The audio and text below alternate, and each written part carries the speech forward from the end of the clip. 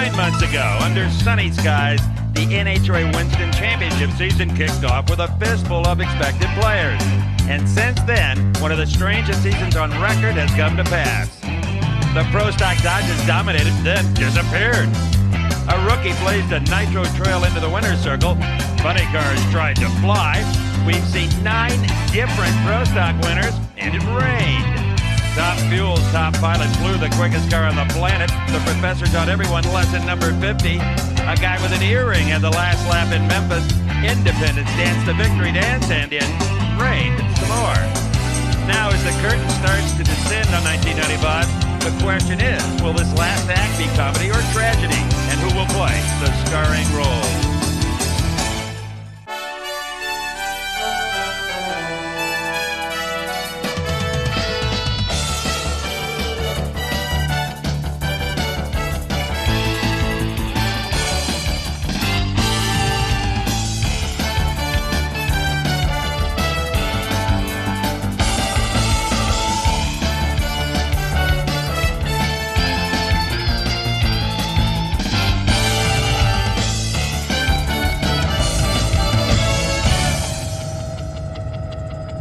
TNN proudly presents American Sports Cavalcade and coverage of the 1995 NHRA Winston Select Finals from Pomona Raceway at the Los Angeles County Fairplay. Yesterday, rookie Top Fuel driver Larry Dixon earned $100,000 defeating Scott Coletta in the final round of the Budweiser Classic, the biggest single payday in NHRA drag racing history. Here's the beautiful trophy. It also came with $1,100 bills. Hi, everybody. I'm Steve Evans. Believe it or not, Dixon could make more than $100,000 today. Here's how he's got to do it. If he wins the Winston Select Finals title, that's a bonus of $50,000 for Larry. He won both of the events. If he sets low ET of the day, another $50,000 in the Slick 50 World Record Holders Club. Now, in round number 1, guess what? He set low ET so far. I talked with him. Hey, Larry, you ever been 311 miles an hour? No way, not at all. I mean, God, Just did. That was unbelievable. I mean, that car pulled so good through the middle of the track. It was just smooth. God, it was nice. In low ET of the day at 472, creeping up on that 50 grand. That wouldn't be a bad bonus, that Slick 50 money. We're sure going for it. And, you know, thanks to everybody on the team. These guys are the men, man. You may have a tax problem in 95. The Slick 50 bonus money is good in the other pro classes as well. Ralph Shaheen is in a needy funny car pit. Steve Cruz Pedregon would love the bonus money that's available for the funny car division because he needs it to repair his McDonald's machine. Now, you might remember when we came here for the Winter Nationals back in February, Cruz won the funny car title and gave Joe Gibbs his first ever NHRA victory as a team owner. Of course, that meant the coach got another Gatorade bath. Well, Cruiser got a bath of his own qualifying for the Winston Select Finals. Watch this as the car lets go, giving Cruz an oil bath. The McDonald's crew got the car back together. In fact, it did such a good job that Cruz was able to beat Whit Bazemore in round 1. In the process, Cruiser clocked a 5:11. But it was Al Hoffman throwing down the gauntlet in the first round of eliminations with a 5:04, sending a message that he wants to claim the bonus bucks. Low ET of eliminations in the fuel categories is good for $50,000. In pro stock, the ante is $25K. Still some good cash. Here's Bob Fry. Ralph, with all the money that's also up for grabs in the pro stock category here this weekend, the NHRA Tech Department's working overtime to make sure that everybody's playing exactly by the rules. Very big thing, especially to a guy like Warren Johnson. Warren, you're very happy that the Tech guys are giving everybody the once-over. Absolutely. What we feel we're getting now is a level playing field. Everybody has to jump through the same hoops. We're all pretty well assured that we're legal, and that's all we're ever asking. Feel that same way when you're the one that's got to tear down? Well, obviously I'd be the one to pick because usually we're probably the fastest in the category, so I'm a logical choice. But if I've got to do it every weekend and somebody else doesn't, then it may get a little wearing, but that's just part of the procedure. So far, he would be the logical choice here this weekend after 2 rounds of competition. WJ the quickest and the guy that's got the leg up on winning the $25,000. Now let's join action in Top Fuel for round number 2. And it will feature a young lady that prefers Pomona to any other track on the circuit, Shelly Anderson. Won the Bud Classic here a year ago, set a national record in the process that has since been eclipsed, and she wouldn't mind getting that back. Plus, she could almost run from her house to the racetrack, Ralph. That's exactly right. She's going to match up against the Smokin' Joe's entry of Jim Head.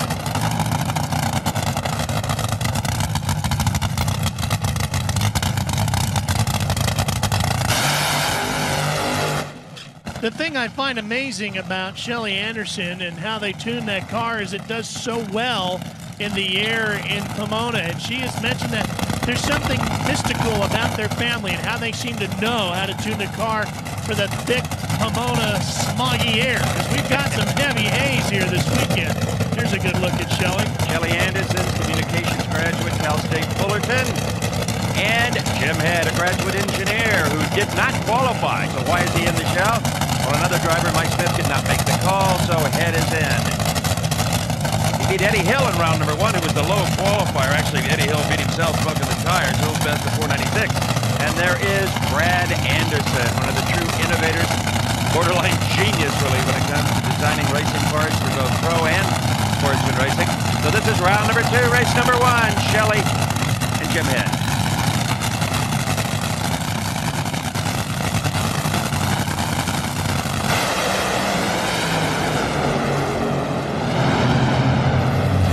Shelly Anderson has had smoked some pistons out of the big Hemi. 488, 286 miles an hour. Not exactly stellar, but hey, she goes to the final 4, and that's what she wants. We've got plenty more Top Fuel action coming your way when we return to Pomona. We're back to the Winston Select Finals in Pomona, California with more coverage of Top Fuel. Burnouts complete. And here's Steve Evans with Shelly Anderson. Shelly, you wanted a 478, you got a 488. Hey, we won. The Western Auto Texaco Haviland cars in the semis. We're just lucky at Pomona. We may not be good, but we'll take it. Can Ray find a 10th in this thing? Yeah, I think he can. It ran better. The rods are in it. We put on the better mags and coils, and I think it'll run a 70 next run. It'll need to. Of course, Ray Alley, kind of a co-crew chief, along with Shelly's father, Brad Anderson. I don't think she's just lucky here, Steve. I think this combination just really knows how to make it hook up on this Pomona racetrack. I think you're right. Here is Scott Coletta, who did not sleep well last night. He kept reliving the disaster that was the Bud Classic final. He red-lighted against Larry Dixon and cost the team, well, $85,000, the difference between winner and runner-up. Corey McLenathan would have just loved to be in the final of the Bud Classic. That didn't happen for his McDonald dragster. But crew chief Lee Beard hopes to take this season out on a winning note. Corey Mack got past Tommy Johnson Jr. in round number 1, and he qualified at number 7 with a 479 and 309 miles an hour. So Corey Mack has got the stuff to get down the Pomona racetrack well if they can keep it together. These two are great friends until they meet on the starting line, and nobody they'd rather beat than each other.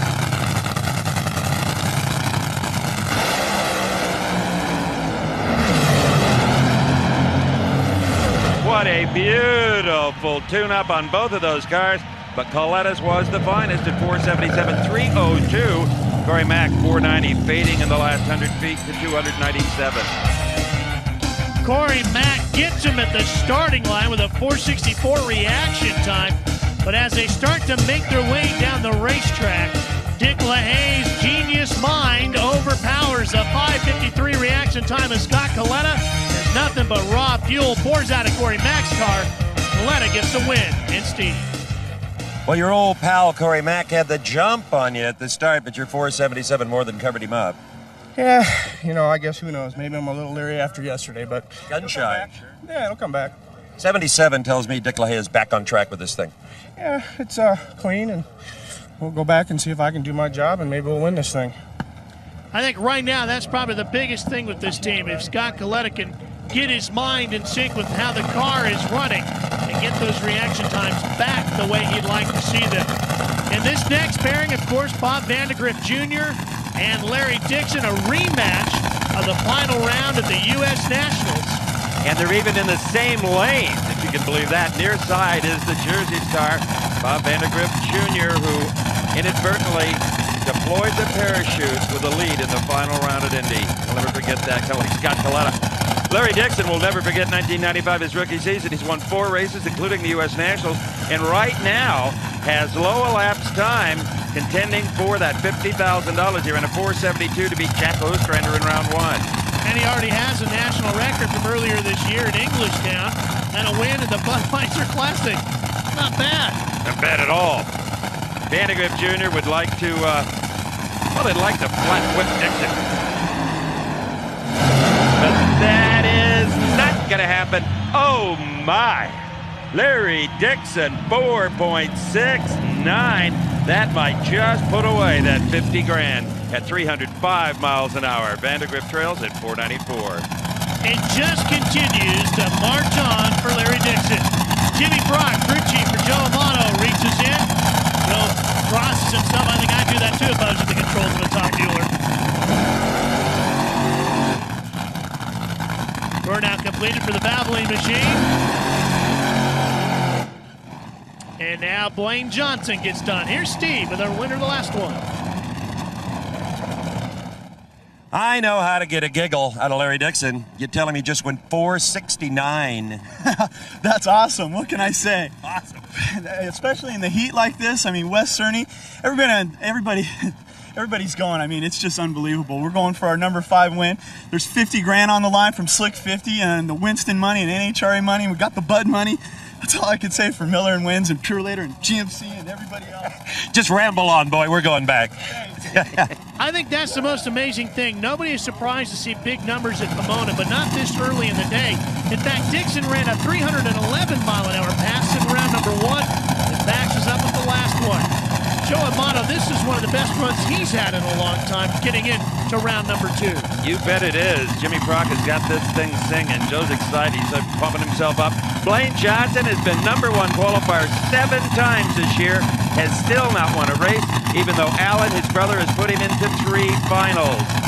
You know, and you're right about this racetrack. Normally, the big numbers come in round 1 when it's cool or round 4 when it's cool. Not in the middle of the day. That's why that 69 was so astounding by Larry Dixon.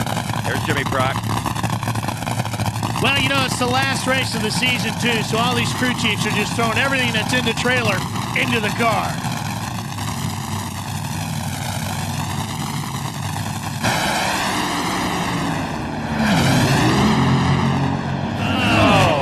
Baby, Blaine Johnson just whips up on Amato and almost takes low ET at 473.02. Absolutely clean. No fire, no oil. Well, Joe Amato's day is done, but Shelly Anderson and Blaine Johnson will continue. Blaine will have lane choice in that matchup. And in the other pairing, Larry Dixon and Scott Coletta will go at it. And the rookie gets lane choice on the champ. Here's Steve. You know it's tough out there when you run a 470 and it's not good enough for low ET. Hey, well, that's our personal best, you know. We're just trying to keep up with the rest of these guys. They're out there flying, you know, they're knocking parts on the ground. This thing didn't hurt a single part last run, went 76. We said, man, we got to step on it, see what we get back into that low ET category, and we're right there right now. More than anything else, you need to win your first race. Here's Joe Amato. Good run, buddy. Thanks, man.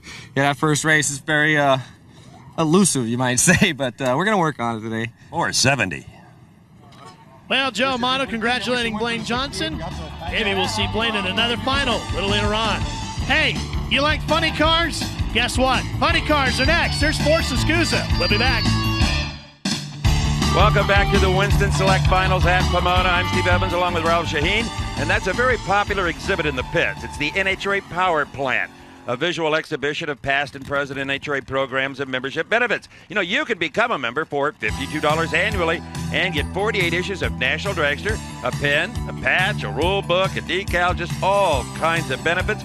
And if you call the number on your screen, you'll get, as a bonus, the Diamond P Video Drag Racing 94, so make that call. And Ralph, you make a call between John Force and Dean Scusa. Well, the way things have been going at the back half of the season here, no offense to Dean Scusa, but you got to give the nod to John Force. The Winston champ has done it again, 5 championships, all, of course, because of these guys in the Castro shirts, including that man, Bernie Federley. They've done a great job of putting this car into top-notch running form. Austin Coyle has got everybody on this crew hitting on all 8. John Force, though, has not won a race in the last 4 outings. Does not want to end the season like that. He's qualified number 1 at a 5:02. Now, Dean Scusa has an asset at this race, and that is Larry Myers. A crew chief with a winning record in both Top Fuel and Funny Car. In fact, he was Pendragon's crew chief the year he won the Winston title. So that's a huge plus, and it reflected in qualifying number 8 at a 5:16. Best that car has run in a good long time. Dean's dad, Don, locking him in. There's a good look at John Force. Force wants that 50 grand for low ET, and he does not have it right now. That belongs to Al Hoffman at 5:04, so that is what Force is trying to do, besides beat Scusa, dip under 5:04.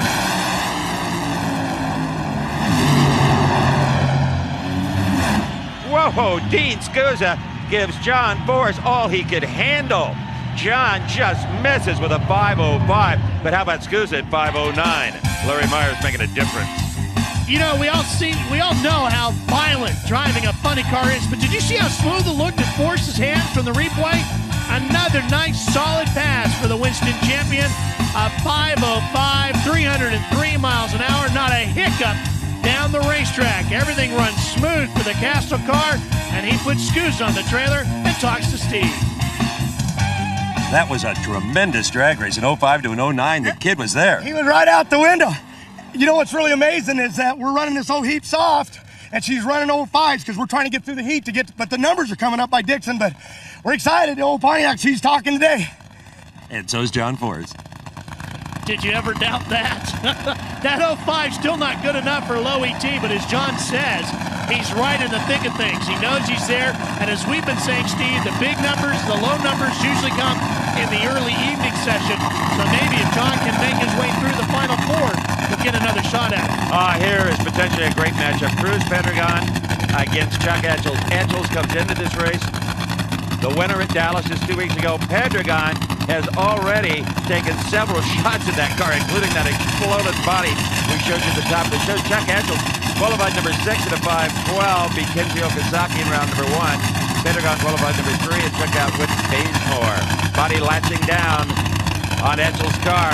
Boy, this is a car that has really come on strong, too, in the end of the 1995 season as Bob Brandt locks it down. There's Buster Couch, of course. Larry Frazier locking in Cruz Pendragon. This is the final time. We should mention that Buster Couch will be at the controls. This is Buster's last race here as the chief starter. After 32 years, it is Buster's last stand.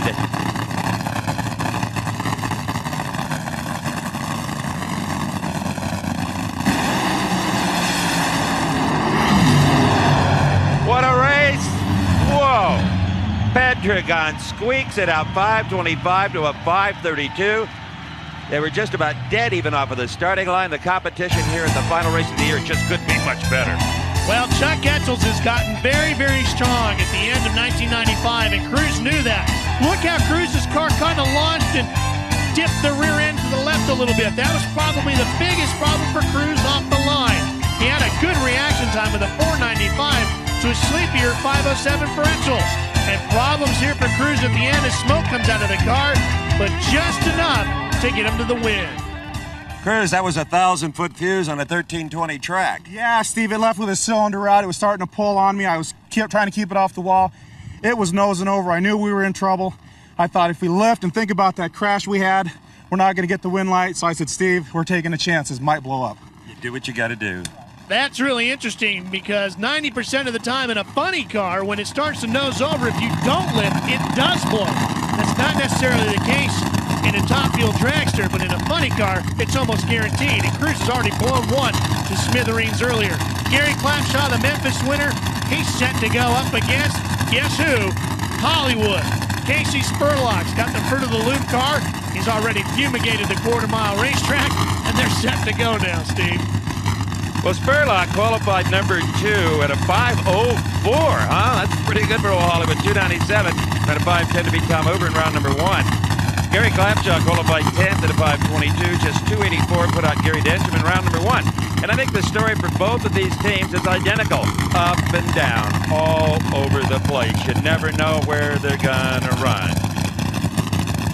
The only difference is, of course, here you have the independent coming up against a full sponsored effort, and the Pomona crowd here in California loves the independent. Trust me, Clapshaw could afford to run that car.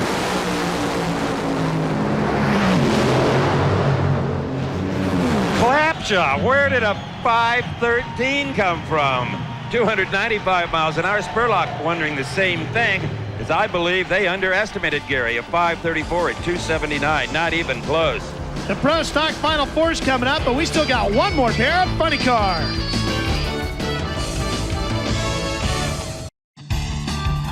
Welcome back to Pomona. Tony Petragon getting set to go in the Geronimo's entry.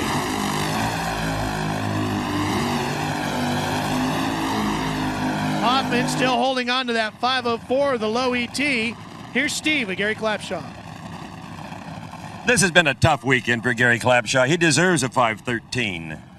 Well, yeah, you know, we were moving the wrong direction all weekend, and we figured it out last night. You know, we're always a lap or two behind everybody else, and, well, we came out today thinking we might be on the right track, and, well, maybe we are. Don't beat yourself, and you got a shot. Yeah, thanks, Steve. I think you're right, Steve. Gary Clapshaw is one of those guys that can sneak in there and knock somebody off when they least expect it. Tom Anderson loves it when the big money's up. He responds. They won the Big Bud Shootout at Indianapolis Labor Day weekend, $100,000. Now, Tony Pedragon, take a look at that beautiful Geronimo car there. He is partially responsible for the paint, but there's something else he'd rather do. Driving a Nitro funny car truly is an art form, and Tony Pedragon's become a true master of the art for Larry Minor in 1995 behind the wheel of the Geronimo's machine. And for a hobby, Tony likes to paint as well. Check out these helmet designs he has created for himself and for some of his friends. These two are Tony's personal helmets. This one for Brother Cruz, the driver of the McDonald's machine. He's also painted helmets for such drivers as Bill Elliott, Jimmy Spencer, and even P.J. Jones. If he ever gets out from behind the wheel of the Geronimo's funny car, Tony Pedragon's got a pretty good career with a paintbrush. Yeah, that is really some neat stuff. I asked Larry Minor, why do you call it Geronimo? I thought that's what you yell when you jumped out of an airplane or an Indian chief. He said, I don't even know what it is. I just like the sound of it. It's a neat word. It is, too. He used it in sand drag racing years ago.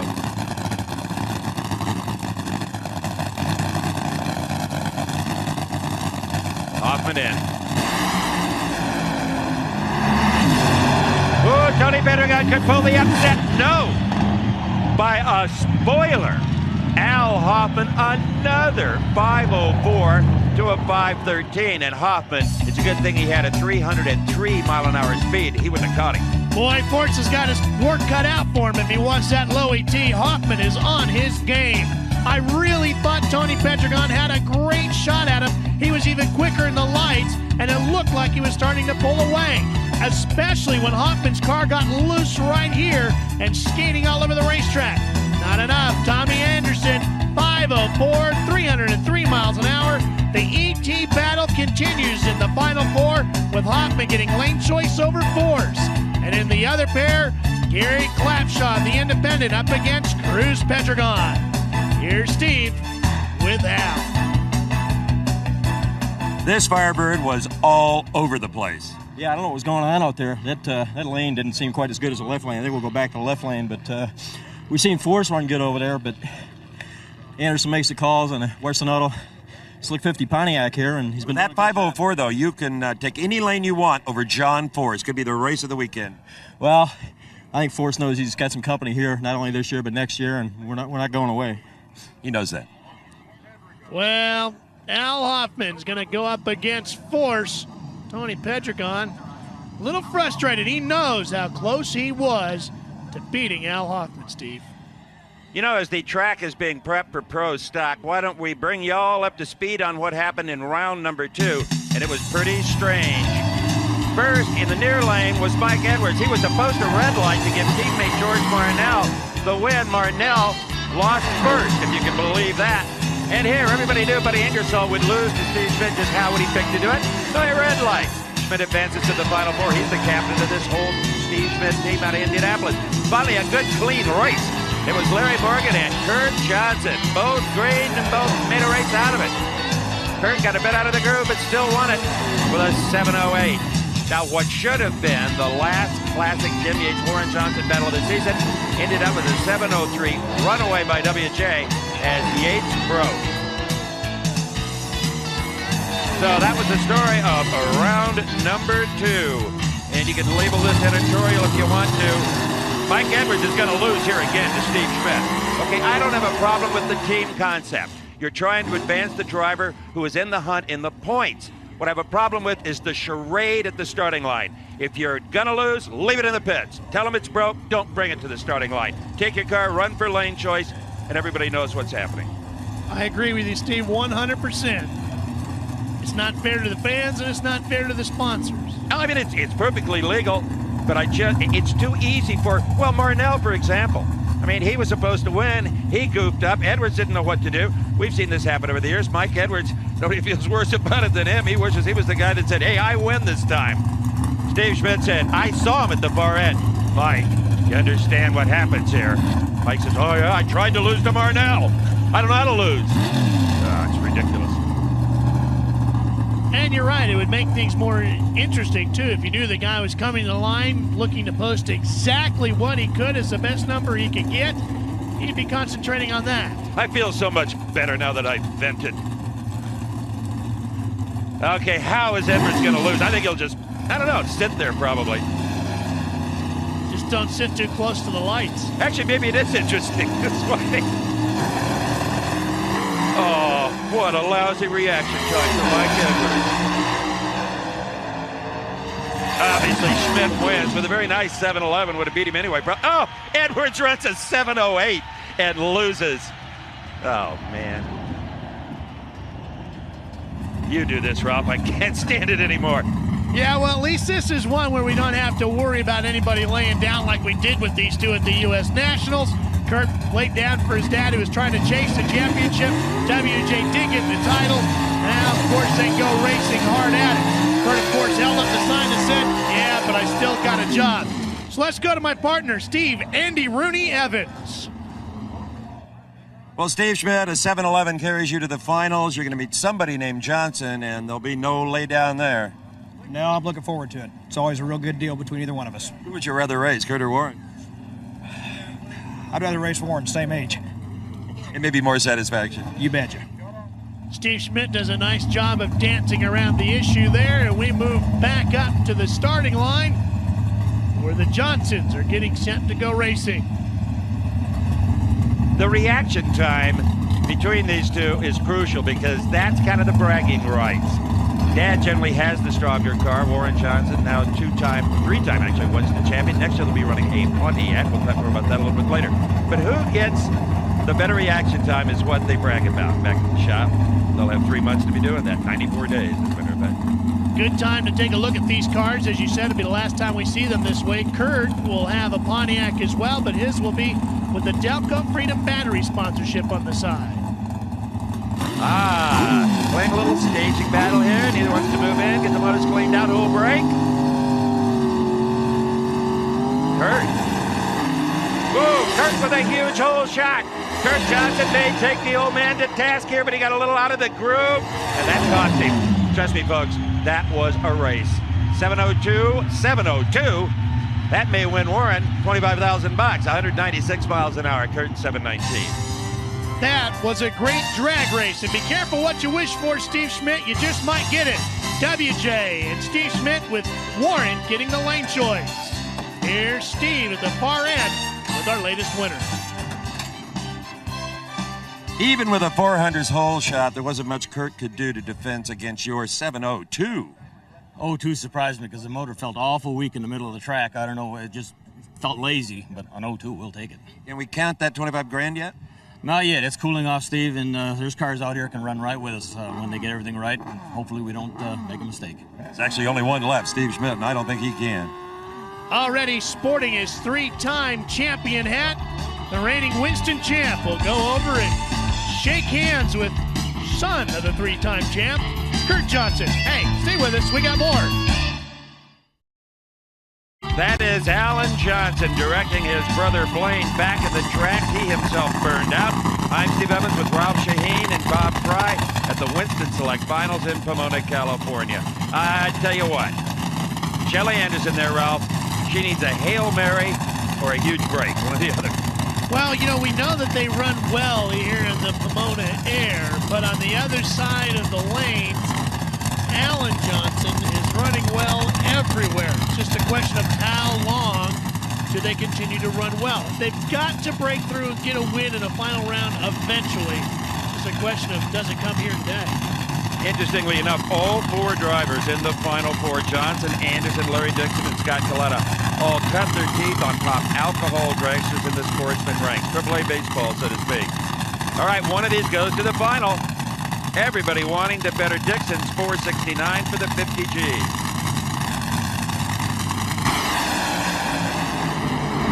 A gorgeous launch by Blaine Johnson isn't enough. It's enough for the win. Steve, no shoot for Shelley. See if that's a problem for her. She's got it stopped. How about a 476 for Blaine Johnson? He goes to the final round at 297 miles an hour. Anderson's departing shot of 489. And we have got a rematch of yesterday's Bud Classic. Larry Dixon and Scott Coletta. I don't think you'll see a red light this time. Coletta's got the burnout done. You know he's been thinking about it. Let's go down to Steve with Blaine Johnson. You got what you wanted, a final round berth of 476. What happens now? Do you load it up for low ET and 50 grand, try to win the race? You tell me. I figured it would have run a little faster on that run. Conditions are pretty good out here. We didn't change anything, but you know, we'll figure out what happened. We tried to get it run a little more speed that round, but maybe just burned up instead. I don't know. We'll have to figure out what's happening. I think the 50 grand would be a nice touch for Blaine, but I think the gold man would mean so much more at this point to Blaine and his brother Alan. They'll go for the win.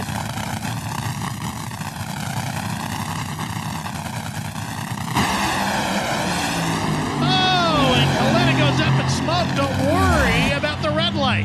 479 for Larry Dixon. Puts him into the final round, but Blaine Johnson will have the lane choice. A nice lead by both drivers. Well, here's a look at the final 2 as we get set. Larry Dixon, who's had a magical season. Blaine Johnson still looking for his first win. Al Hoffman's wife drops the body down of the Western Auto Machine. John Force rolls out. This will be final 4 funny car. Here's Steve. Well, this thing finally showed its mortal side, some fire out of it. 479. It's still, hey, we're still running 470s, and guy beat Scott Coletta 2 times in one weekend. I mean, I don't think I beat him 2 times all year, and I'm just happy about that. We're in the final. We got a shot for all the Bud, you know, Slick money, the Winston money, and the NHRA money, and I'm just happy to be here right now. In his rookie year, he ought to be happy. The one thing Larry Dixon hasn't done is smoke the tires once all weekend. That's a sign that that car is really going well. And one thing this car hasn't done all weekend is one of those punishing wheel stands it was so famous for at 3 or 4 different races. The opening of the show, that car that was flying was Al Hoffman. Austin Coyle, his trademark toothpick firmly ensconced. Says, okay, John boy, this is a battle here. These 2 badmouth each other. Hoffman has said many times, I want everything Force has got. Right now, Force wants something Hoffman's got, and that's low ET. Force was late. John, you better hurry, buddy. Not enough. Al Hoffman's 506 beats Force 504 with a 7. Not enough to take low ET. John Force is out of here, period. Both of them over 300. Take a look at what happens at the lights, because this is where Al Hoffman wins it. You can see him get just a hair better lead. A 4:52 reaction time for Hoffman, a 4:93 for Force, and the race is over. At the far end of the racetrack, both cars just humping along at all 8 cylinders. Hoffman a 506 at 300, a 504.7 for Force. Here's Steve. You gave him a whooping, Al. That's a preview next year, John. We're coming. On a hole shot, your 06 beat his 04. How fast was his 04? Not as quick as yours. All right. Well, Al still got a tight grip on that slick 50 money, doesn't he? Yeah, had Force, even though he lost, run a few thousands quicker, he'd have got the 50 grand. Well, here is Gary Clapshaw, who was part of the only 3-car crash in drag racing history. That'll be a trivia question.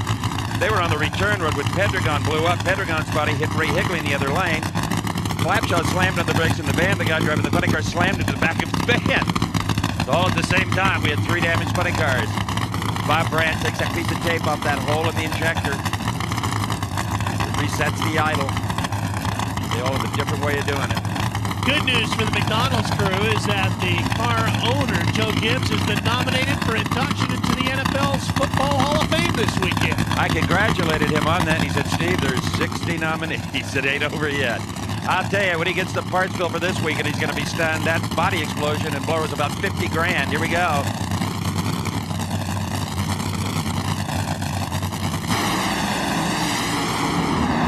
Slapshot blazes the top. Cruz, another supercharger explosion. This time the body stays on, though.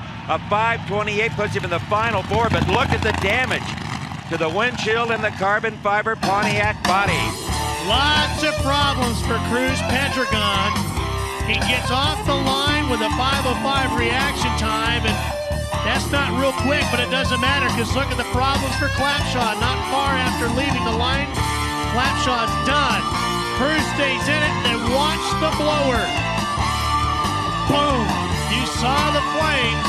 You can see what it's done to the body, the windshield, and the engine components underneath. Big problems for Cruiser, and he's got a big test coming up in Al Hoffman. Here's Steve. It was flying until it blew, and it blew, well, not as bad as Friday, but pretty bad.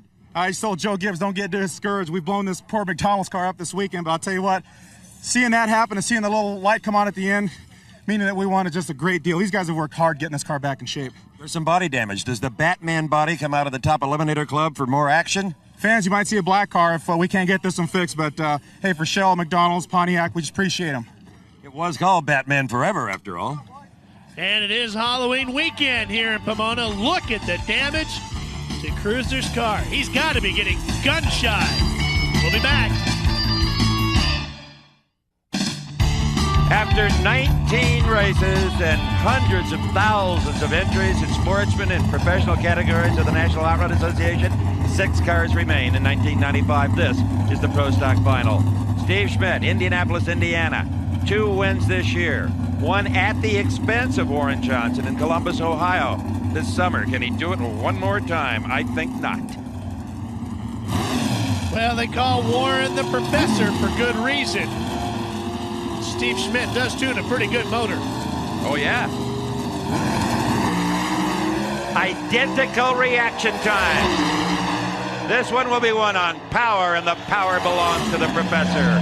Another 702, 196 miles per hour. We know where the $25,000 in Slick 50 money goes in Pro Stock, to Sugar Hill, Georgia.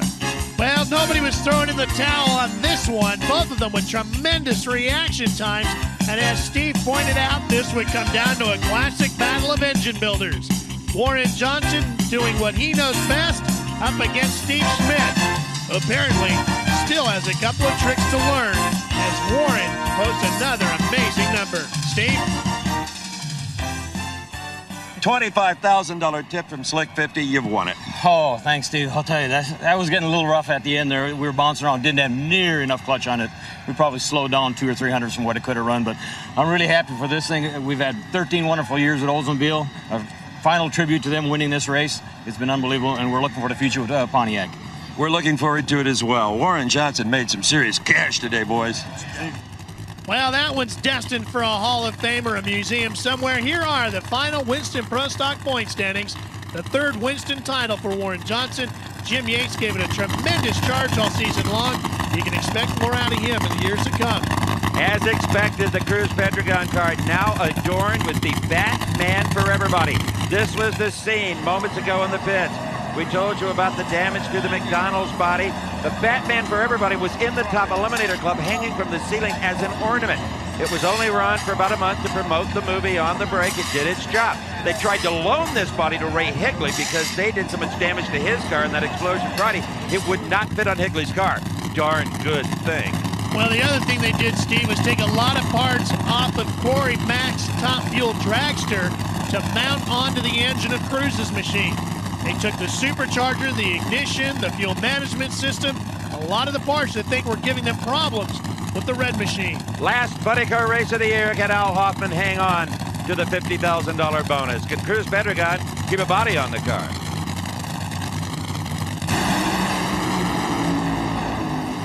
Oh, buddy. Oh, baby. It is Hoffman. 5:06. He wins the event title. He wins the 50 grand at 298. Pedregon shut it off just before the finish line. I guarantee you, Ralph, he felt something go wrong in that car and did not want to burn it to the ground. Hey, I'd be a little gun shy as well, Steve. Tipping a hat to Cruiser's crew for getting him back out there and running as well as they did. Because at this point, it sure looks like Cruiser's well on his way to topping off a phenomenal weekend. But watch the candles go out there, and Pedregon loses as Hoffman gets the win. Steve? Al Hoffman, you just scored about $100,000, but the highlight of your weekend had to be defeating John Force in round 2. Yeah, that was real nice, and we plan on doing that a lot next year, but to win the race here for our sponsors, Winston and Slick 50, BDS, I mean, they're out here on the West Coast. They got the best supercharger in the business, and I've won this one. This one was for my mother back in Connecticut. I've been trying to win one for her and say it all year. This is for you, Mom. Here's a look at the funny car points now as the chase for that Winston title is over. Force gets his 5th crown. Hoffman still frustrated, but in 2nd. Cruz Pedregon gave it a good run. He'll finish in 3rd. One more sniff of nitro to go in 1995. Can Larry Dixon cap off a $250,000 weekend, and can Blaine Johnson get his first win? We'll find out. We're back at Pomona for a historic Top Fuel final. Buster Couch, the last time he will ever throw that switch. The most money ever on the line in a 2-car drag race, as big as a $150,000 swing is possible here.